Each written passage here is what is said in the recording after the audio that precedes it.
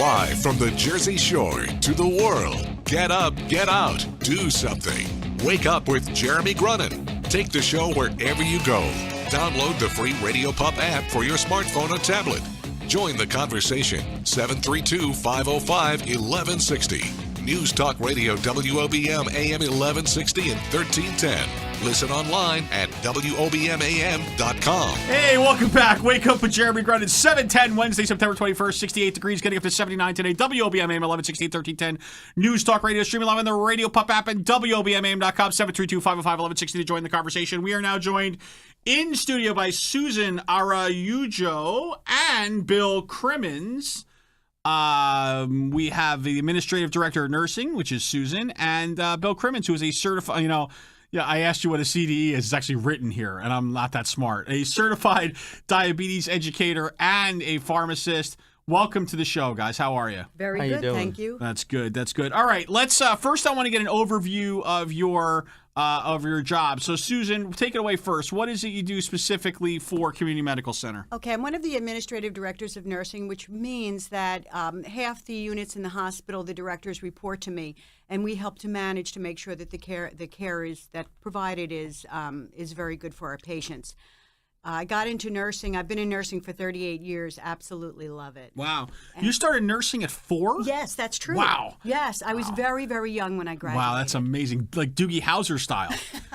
And my mother was a nurse. She was in nursing leadership, and it really drove me to want to be a nurse. And also, I just recently graduated with my doctorate in nursing. So congratulations. Thank you. That's awesome.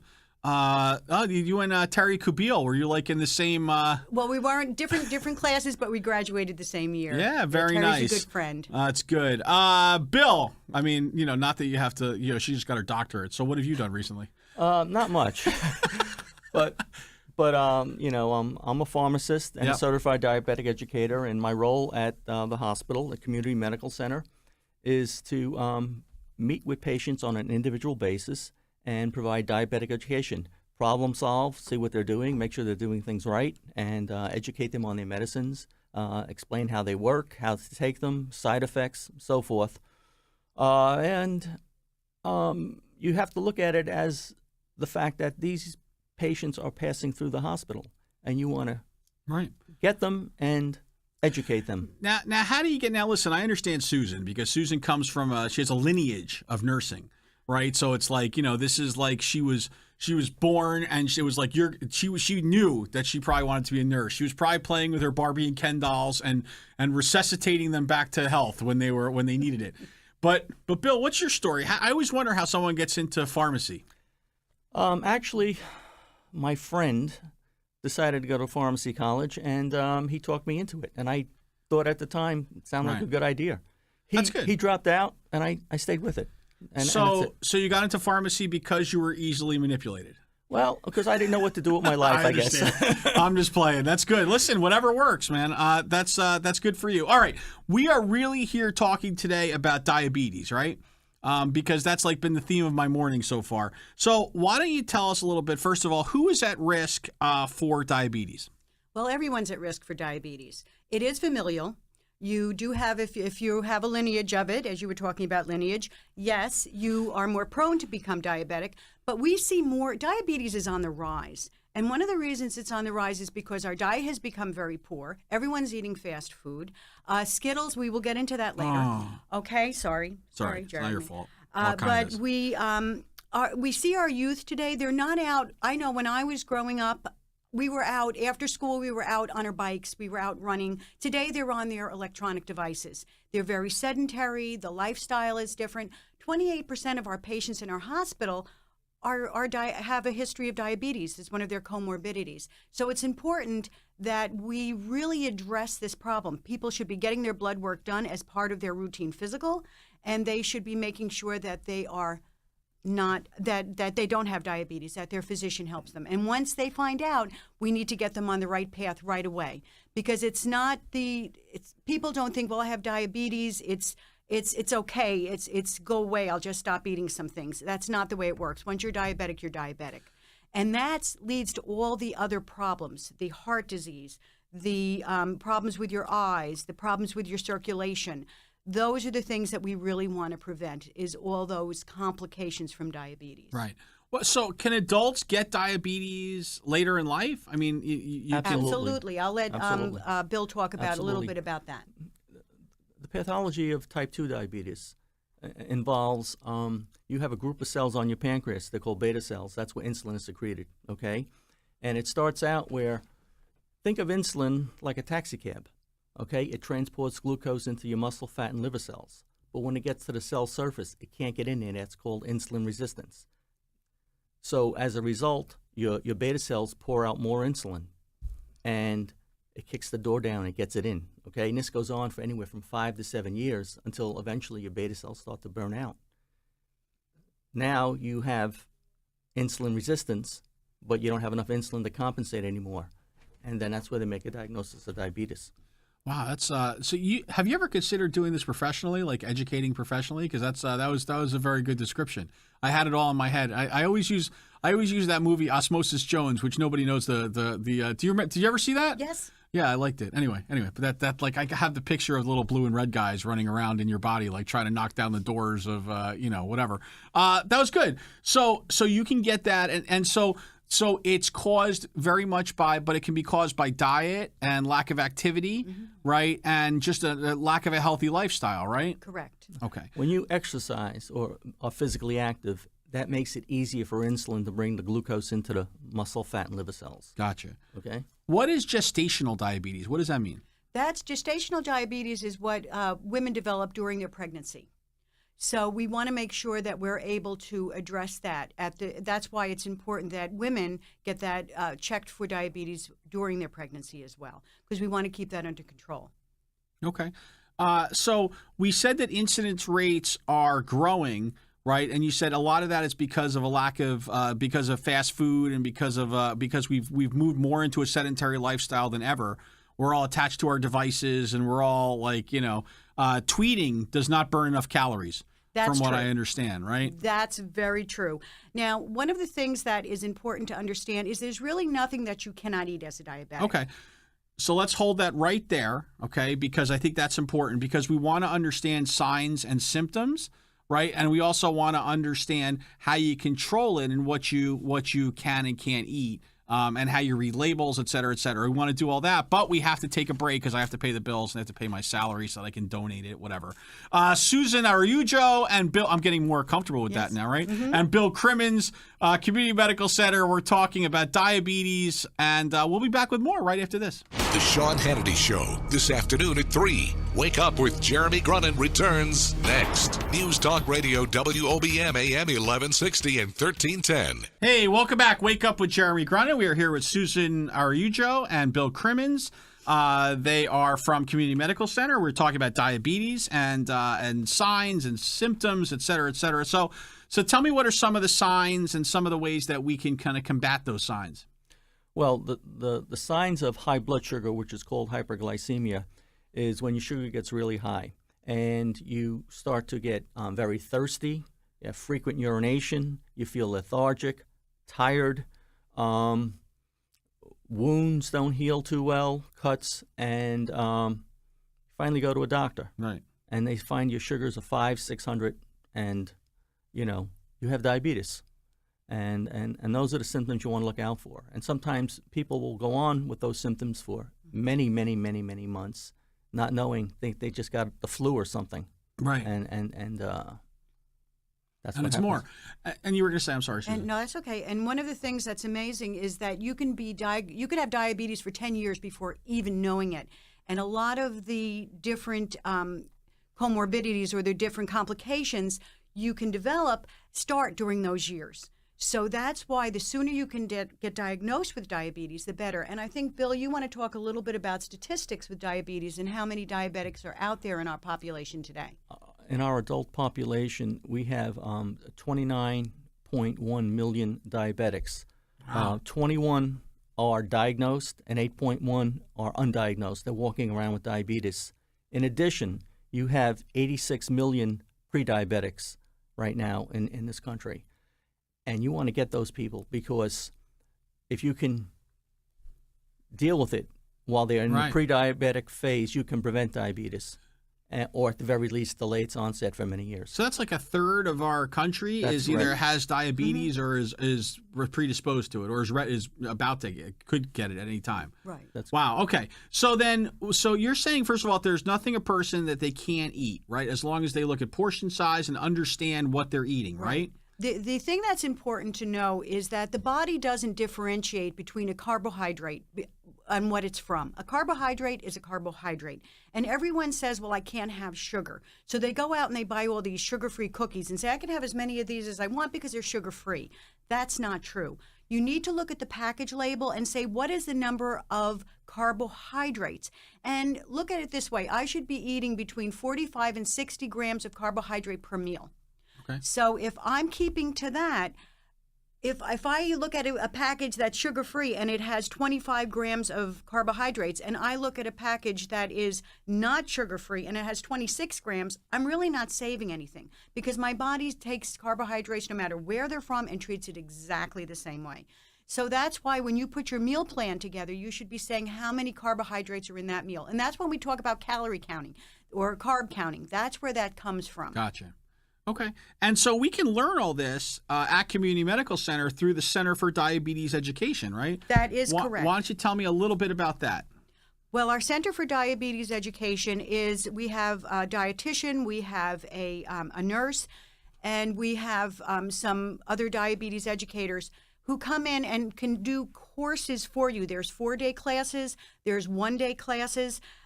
More information can be obtained by calling 732-349-5757, and I'll go through that again. But it's important to understand that these are people who will sit with you either with groups or individually and really help you understand this disease process and how you can prevent it and how you can manage it, because that's really what it's all about, is managing it. Anything, and then of course, Bill is always available. He works through our hospital. He sees our inpatients, but he does take calls from our outpatients as well and helps them to send on the right course and get education. So, Bill, the number you can be reached at is 557-8012, 732 area code. And Bill, so how did you, it's a very interesting combination that you're a pharmacist and a certified diabetes educator. How did that happen? Because I was diagnosed with diabetes myself about 20 years ago. And so I says, I better start learning about this disease, you know? And I have a passion for it. I understand it. I can help people. And I run across patients that have been diagnosed with, in the hospital, diabetes a long time, and they don't know too much about it. Right. And when you sit down and you explain it to them and what they have to do, nobody ever told me that, and there's a definite need for it because diabetes can be controlled rather than it control you. On that note, we're going to get ready to head off to a break. When we come back, we're going to hand Bill and Susan their magic wands and see what they do with it. We're going to talk more about the counseling available and the program at Community Medical Center. Wake up with Jeremy Grunin. Listen up to the Hometown View. I think it's important today because I know that there's a sadness deep inside Kevin Williams. Hang out. Back after this.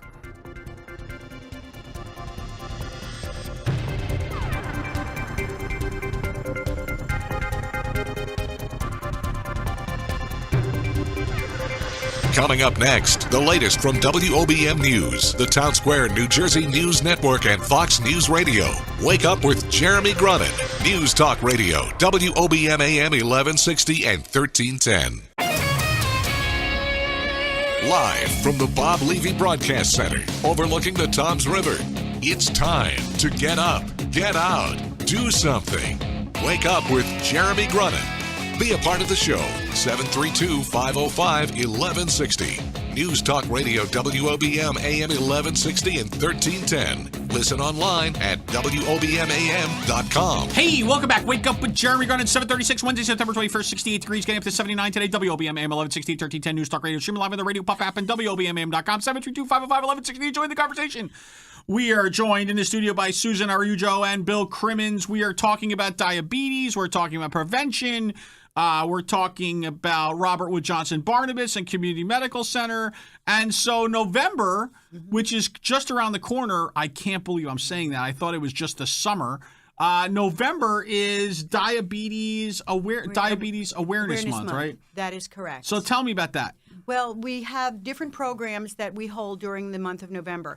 We actually have a program which our Center for Diabetes Education puts on, which is in one of our local hotels, and we usually draw quite a few people. It's because it's all education about diabetes. They talk about the things that we've been talking about today, and how to really, a lot of our vendors are there, how to really understand the disease and how to manage the disease. So we'll get more information out about that for our November program.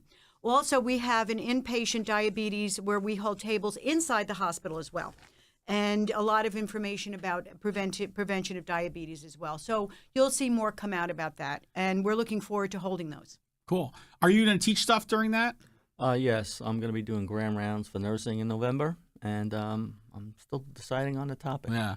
I never liked the popcorn that they had there. Oh. Was it caramel? No, at the Ground Round? Oh, that's not what you said?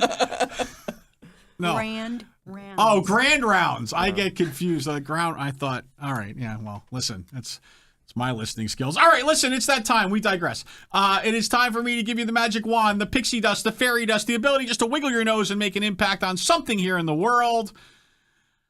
Let's see what you're going to do. Susan, what are you doing with the magic wand? Well, if I had a magic wand, it can make a big difference, especially as it relates to diabetes. I would make it available for every single person to understand diabetes, to be able to manage their diabetes, to have the education, not only the education, but the different products that they need, the strips, the testers, the insulin, all at their fingertips so that they can manage that disease. I think that is so vital. Right. Very good. And I would want more people to have a test called an A1C test, which is a simple blood test for diagnosing diabetes. That 86 million pre-diabetics, you can screen them, and it's not done often enough as a routine testing. That would be really tremendous.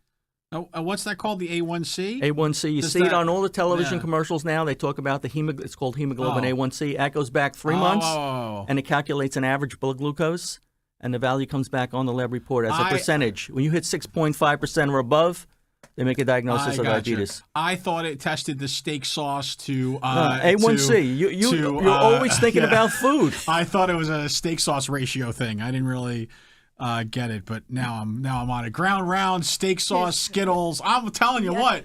And one more magic question. Go ahead. Quit smoking. Smoking impairs your circulation. I don't smoke. Not you. Oh, okay. Sorry, you got me. Not you. Can I vape? Yeah. If you choose. Yeah, it's not a good look either, though, right? All right, cool.